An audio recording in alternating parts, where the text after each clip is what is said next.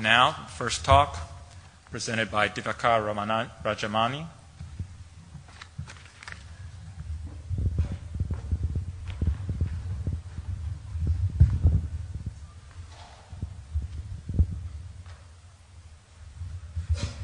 Good afternoon, everyone. My name is Divakar Rajamani. I'm at the University of Texas at Dallas, and I'm going to make this presentation on behalf of Dr. Casey Chung, Professor Milind Davande, and Professor Chalaya Srishkandaraja. The topic I'm going to talk about is our experience implementing a short-range scheduling model for Blockbuster's order processing operation. This was primarily implemented by Dr. Casey Chung. He used to work for Blockbuster, and it was implemented during the time period of 2006 and 2007. You all know about Blockbuster. It's an entertainment industry, and Blockbuster is primarily involved with rental and retail of movies and games. And in addition to movies and games, they're also involved with selling accessories such as game items for kids. The overall industry as an entertainment industry is about $20+ billion industry, and Blockbuster revenue was about $5.9 billion worldwide and $3.9 in US. If you look at the competition for Blockbuster, from the rental standpoint, it would be companies like Hollywood and things like Netflix, Redbox, and from a retail standpoint, you all are aware of Walmart and Target, right? So, and the bigger piece is also the piracy to be considered. Here's a kind of a typical nature of a product and challenges that involves with a title release. It's a very unique challenge from an entertainment industry standpoint. A movie production lasts for anywhere from 24 to 36 months. And there's a theatrical release, which you all are aware of, comes into the theater. And then what is interesting is that there's a huge decline within a 6 to 8 week time period. Okay, so really they need to make their revenue in a very short time. And then it hits the DVD market. It gets into the Blockbuster area of expertise, where the DVD is released, and their challenge is to introduce that DVD to all the stores pretty much on the same day. It's kind of the target date that it should be available to all customers on all stores. And if you look at the life cycle, what happens within a matter of 4 to 6 weeks, pretty much there's a huge decline in terms of the revenue. Okay, so couple of interesting observations or facts about this industry is that you're almost looking at about 35 new titles a week, and it's not necessarily that all of these movies go through a theatrical release. It can also be just a movie that is just on DVD, and Blockbuster needs to introduce them. And the demand sometimes can even peak anywhere from 4:1 in terms of the peak to average. That's a huge fluctuation in terms of what I need to really manage in terms of the volatility of the demand in this industry. So you could basically break it down into like 52 seasons a year. So every week looks like a season for them. So they have to really be planning on a week-to-week basis and trying to understand what type of fluctuations they need to deal with. And if you look at the correlation between the titles, very little. And there are some situations where there's some weak correlation, and I think I'll share with you some examples of that.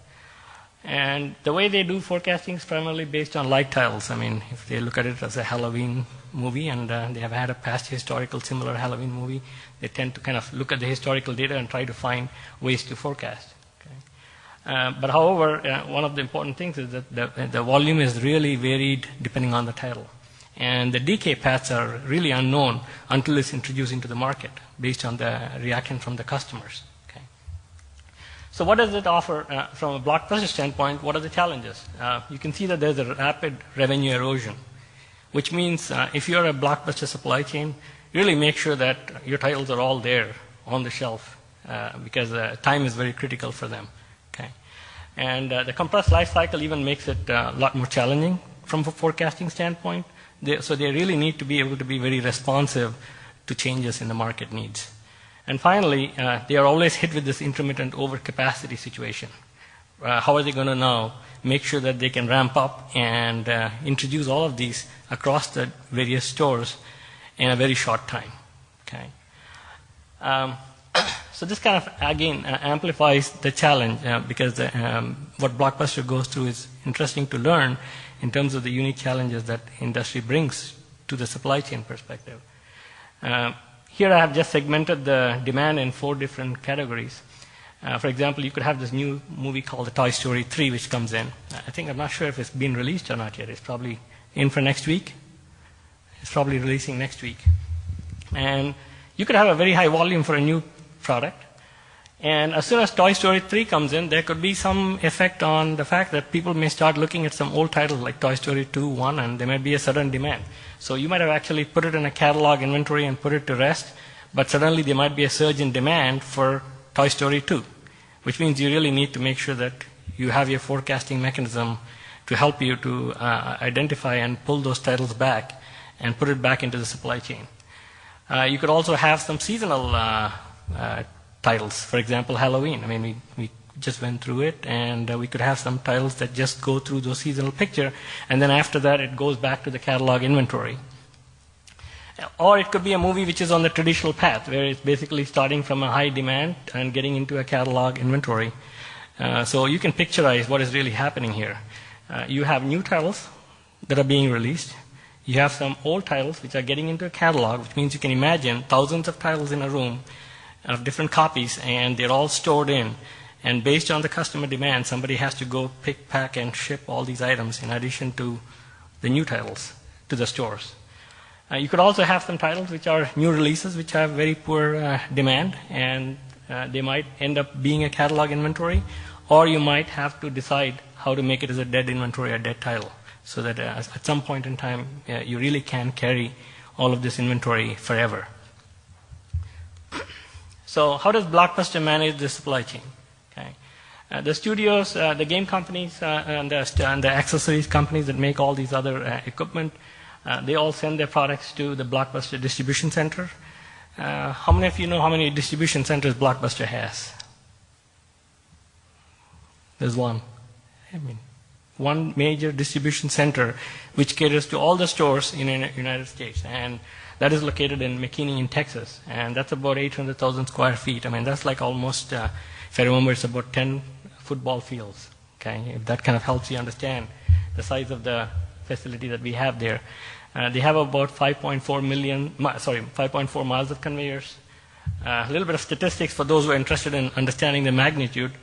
40,000 pick locations. Pick location is where they have a title, so from which they need to pick and send it to the stores.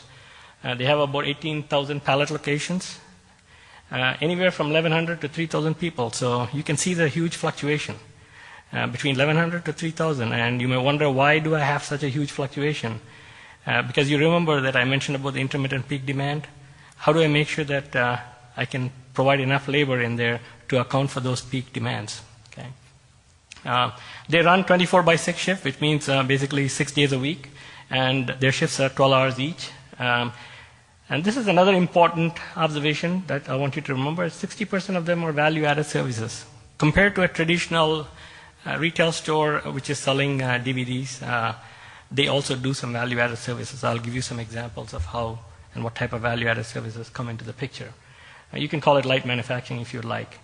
From an in perspective, there are about 5,400 pallets a week, 2.5 million units of value-added processing which happens per week, and out goes about 600,000 cartons per week. So comes in pallets, we process them in units, and ship them out in cartons to these different stores. Okay.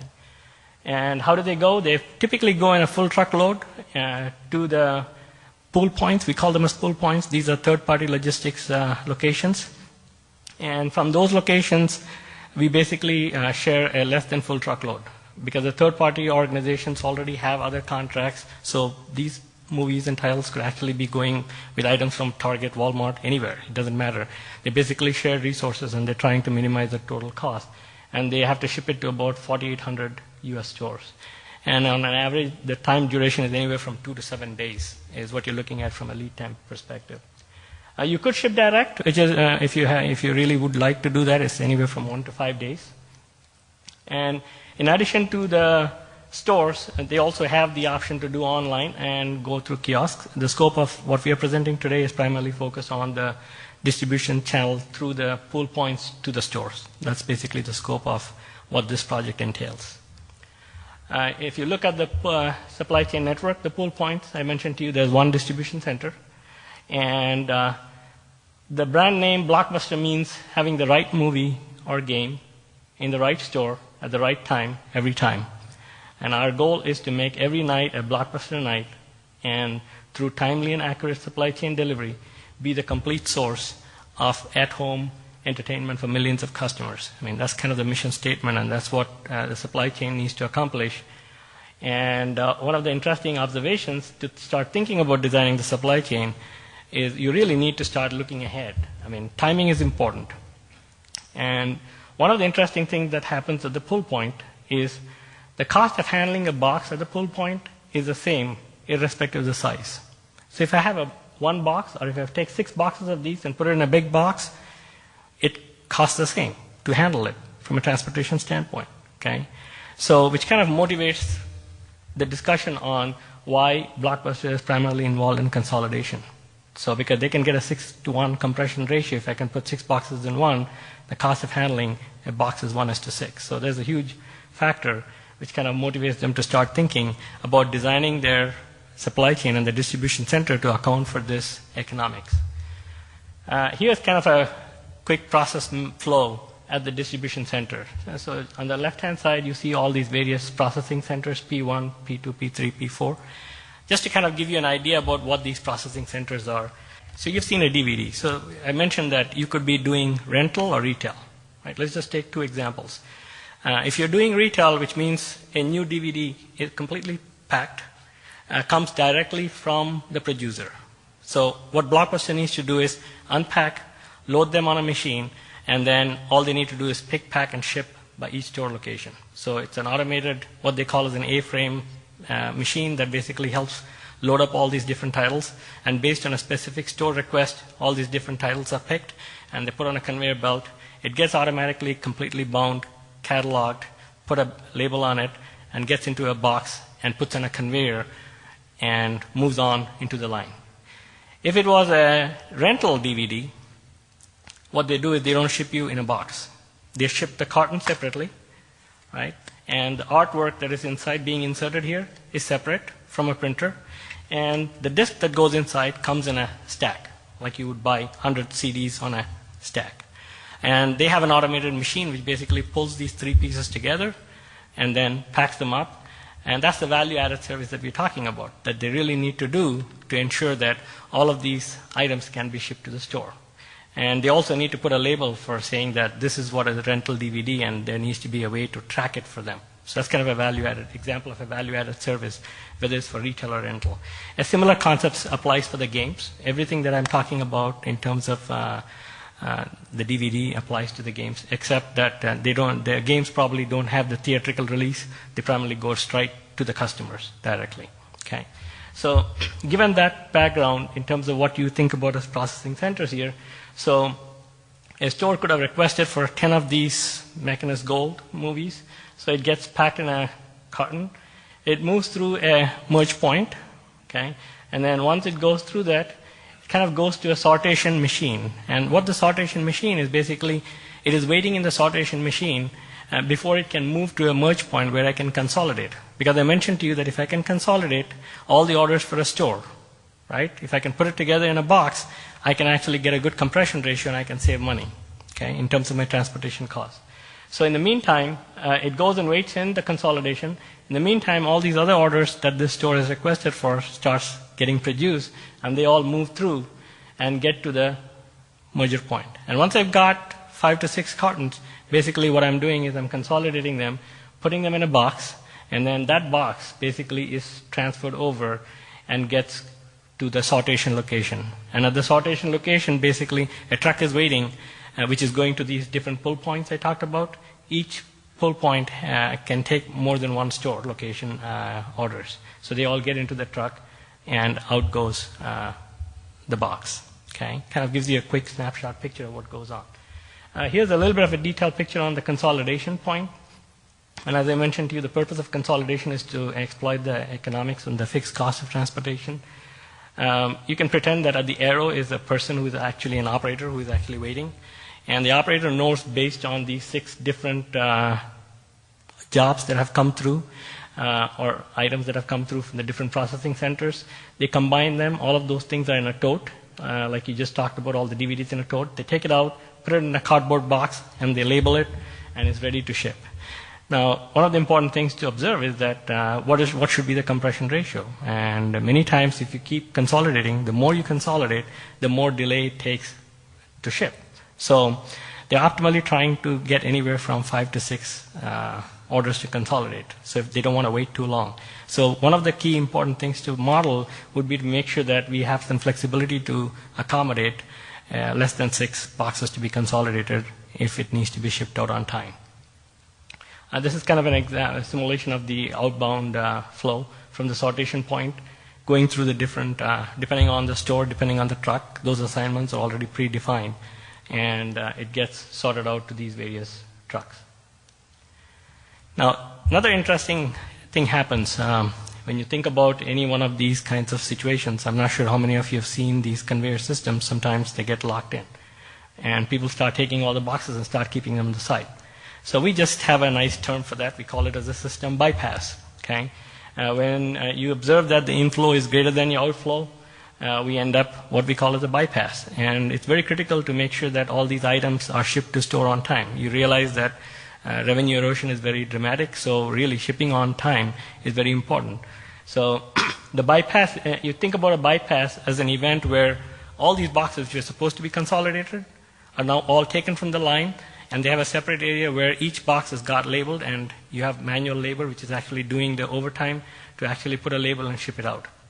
What does it do? 2 things. 1, it increased your cost of labor. Number 2, when it goes to the pull points, it's going to cost you more because they charge you more by the touch point on the box. Okay, so it increases your cost. So to summarize the Blockbuster challenges that we're talking about, there's a lack of short-range planning. To address the intermittent overcapacity issue we just raised. I mean, it was a big issue, but they didn't really have a plan to accommodate that. It was more or less an art and not a science. It was more on a reaction mode. They did have planning tools available, more for aggregate volumes, typically for budgeting purposes, capacity purposes, or higher level aggregate labor planning purposes. Okay. But what was happening was that we were having poor system utilization with an accordion effect of exaggerated peaks and valleys. So what that means is that we know that M3, that is your merger point where the consolidation really happens, and we design the consolidation looking at the pull point cost, right? We already looked forward and designed the consolidation in the center, and that has become a bottleneck for us. And if you look at that, it was not recognized in planning when they planned it. That's one of the reasons why we were having all of these overtime in terms of labor. And the jobs are not always assigned to the most effective processing center. It was pretty much assigned based on who was available at what time, which means one or more departments could process alternate job types. I mentioned to you that not shipping is not acceptable because of the huge drop in revenue. So how would Blockbuster do it? They would basically plan for the peak volumes, which means there are only 2 shock absorbers you can have to protect yourself against the service levels, either inventory or capacity. In this case, it happens to be capacity. So they had excess labor as a safety capacity to buffer themselves to account for this huge fluctuations that they had in peak volumes. And they also had this undesirable system bypass that was resulting in increased transportation costs at the pull points. So net effect is that a system utilization is low, our transportation costs are high, and your labor costs are also high. So one of the goals that when we started this project was, Casey was primarily the director for planning. His primary goal was he said, I just want to minimize this fluctuation. I just need to minimize it. And the rationale for minimizing the fluctuation at M3, which is kind of our bottleneck in this situation, I'm just going to take a simple example to illustrate what we are expecting. Let's pretend that we have these 12 processing centers and they all can produce 10 units per hour. And you have this merger point which can do about 3.5 units per hour. And the sortation can do about 10 units per hour. So pretty much what you can ship out is about 3.5 units because of the constraint. What was happening was that there was even though the units produced at M3 was about 3.5, there was a huge fluctuation between 1 to 6. That was the problem that we were having at M3. So when you did 1, I'm not utilizing the system to the best. And when I'm doing 6, I'm ending up with excess labor, and I end up with doing bypass events. So that was kind of the challenge that we were having. And the idea was that I understand we can do 3.5 on an average. If I can reduce the variation, then probably I can improve my system utilization, and I can also reduce my labor cost. Okay? That was kind of the initial immediate goal for us to go and address, so that we can stream the process and not fulfill through the whole system. So what is needed? We needed a model that actually was short-range planning solution, which could actually select multiple processing centers. We also had the option to have preferred departments, and we also needed to make sure that the competition for shared resources was addressed. Implement this in the live environment. And of all of these things, the more important one is to ensure it drives the right behavior across the end-to-end supply chain. I know this model is about an operational model for selecting orders, but what we are really looking for is it driving the cost out of the entire system, and is it driving the right behavior? Okay? It should not be a local optimal solution that we need to end up with. Here's an example of the data set that we have. The different data sets that we have here are like job names, your number of pieces that you produce, number of cartons, the department that it produces, the processing time, the processing rate, processing cost. I mean, those are the standard types of information that goes into modeling and solving this model that we developed. And what does the model do? The objective of the model was to minimize the total cost of processing and transportation, and also to balance the workload throughout the entire planning horizon. That was one of the important goals for this model. And the typical constraints that you would expect in any scheduling situation would be all jobs are shipped over a 4-shift horizon. That was kind of the planning horizon that we considered. Capacity bounds for each shift should not be violated, and the flow balance over each shift should not be violated, and the smoothing of flow through each department should be considered. Now, in addition to those, we also had some implementation considerations. I mean, if you look at these implementation considerations, some of them are desirable, some of them are undesirable. So, for example, assign a special job to specific departments. I mean, there were some preferences. I mean, certain stores and certain locations would say, I want my job to be processed here. Okay? We needed that. Intentional system bypass for rush jobs. I mean, do you all like rush jobs? I mean, probably we don't want rush jobs, right? We would like to avoid them. But we do have the situation, so hopefully in the future we don't have that situation, but we need to make sure that we address those rush jobs. We also had a constrained piece volume in addition to carton volume. One of the examples I mentioned to you was picking pieces from the different department titles. Imagine 100 people going in, they all have a job card, and they have to go and select all these different tiles. It takes about an hour and a half for them to select all the tiles and bring them back. So there was a constraint in terms of the units, in terms of pieces, rather than in terms of the cartons. They also wanted some reserve capacity in different departments, and all the more, they wanted an end user-friendly interface that can actually communicate the plan so people can actually use them.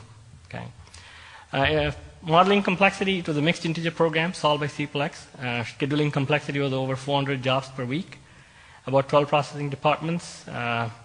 Multiple processing departments may have different costs, and it did account for consolidation. And from a model complexity on the constraint perspective, there were about 25,000 constraints, 15,000 variables, and 250 binary variables. Kind of gives you an idea of what the model scope was for this implementation. What is the impact? One, we reduced the peak carton volume. There was a 21 from 2006 to 2007. We basically compared the 2 years. 2006 was a baseline. And between 2006 and 2007, we realized that volumes of demand were pretty comparable. There was not more than it was less than 2% in deviation in terms of the demand. So I think we have a good baseline to compare against the 2006. And there was a 21.8% decrease in peak volume. So the first objective of smoothing the fluctuations and improving the capacity utilization was achieved. The second thing was reducing the staffing levels at M3. Okay? Really, if you look at the blue line, that was the 2006, and the black lines is basically 2007, you can see that there has been an overall damping, and we've been able to ship out more cartons. So the staffing stabilized and reduced the labor costs. And if you look at the numbers, I think we pretty much kind of got about an annual savings of about 1.38 million in labor savings by smoothing out the workflow, labor cost. The third impact was M3 reducing the bypass events. There were about 12 bypass events which happened in 52 weeks in 2006, incurring a total cost of $322,000. And that basically consists of two components. One is the actual labor, which is about $6,000 in labor for actually doing the event. And then all of those boxes could have ideally been consolidated, right? So those are now gone to the pull point, and it's costing you money now. So that's the total cost that we listed out there. So the totals, and in 2007, we had no bypass event. I mean, if I go and I ask them, can you show me where you do the bypass event? And they come and say, what bypass event are you talking about? I mean, that's a good sign. I mean, we don't want bypass events to happen. I think that means the planning model is helping them to plan that. So the total saving for 2007 was about 1.7 million. And the conservative estimates for 2008 and 9 were accounting for the reduced volumes is listed as 1.31 and 1.16. Total savings estimated from the management standpoint is about 4.17 million. Lessons learned from this exercise. We just talked about the fact that we really need to, from a practical standpoint, I think when we look at all of these modeling exercises, I think it's a continuous improvement process. We really need to look ahead 2 steps and at least monitor 1 step. For example, if you look at the pool point dynamics in terms of how the cost pertains is how the consolidation was driven at the merger points in designing the distribution center. And then when we realized that that was a critical element for the Blockbuster to ship, and that was a constraint, we really need to go back and make sure that we plan all the different processing centers so that the constraint is optimized. Okay? So really it needs to be making sure that it provides the right behavior. And one of the things that we like to promote is that use the model to drive the complexity and cost out of the system. Many times we develop these models, we want to build all the complexity into the model, and we leave the model with the complexity. I think the whole goal from an implementation standpoint is how to drive the cost out of the system. A good example here, what we observed was that once we started doing the consolidation and we didn't have any bypass events, the transportation company came back and said, gee, you know what? We're not making enough money. We really need to redo the contract. I think that's a good sign. So we're not really focused only on improving and reducing the cost of processing and the labor. Actually, it's driving the cost out of the entire supply chain from the logistics standpoint. That's important to consider. Okay? And it's a local improvement. I mean, the local improvement was our initial goal was, can we just minimize the fluctuation at the constraint? Right? That was the main goal. But minimizing the local fluctuation actually helps you to manage the global impact of making sure that I can actually ship faster. So squeeze the cost out instead of shifting the cost to other departments. And I think that was one of the challenges we had in the past because we really wanted to ship out on time, so we didn't mind putting as much cost as we want into the system.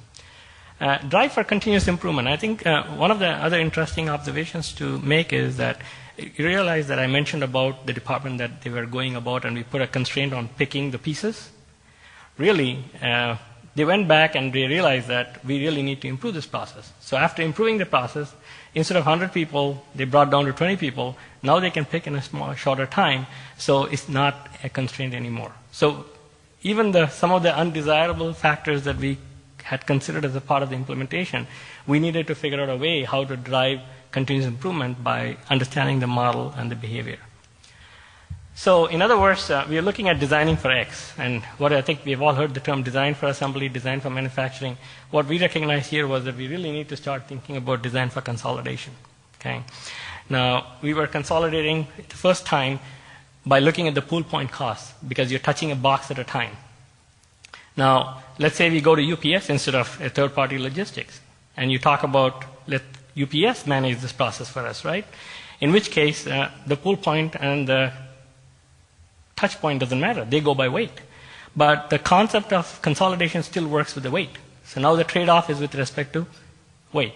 So you really can start thinking about that perspective. Another one, in terms of when you think about design for consolidation, is it's also about if you are, instead of having 40 pull points, you could have 12 pull points. I mean, let's say UPS has 14 pull points. Now, if UPS has 14 pull points and UPS is charging by weight, then I could actually go and design for consolidation by weight, and I can still use this modeling to consider that. But however, UPS what is UPS going to do? UPS has to take all our items, go to a sortation point, and then sort it out and ship it to all these different locations. What if Blockbuster can actually take and sort it out in the store? Not only merge by weight, but also load the trucks such that it can go directly to the key sub-distribution centers for UPS directly as a full truckload. So there are ways to start thinking about designing for consolidation. I'm sure consolidation happens. The question is it happening by accident or is it happening by plan? And I think we would like to think that you plan it. Consolidation in itself is a non-value added activity, right? Every time we are consolidating, we are waiting. And value is not flowing to the customer.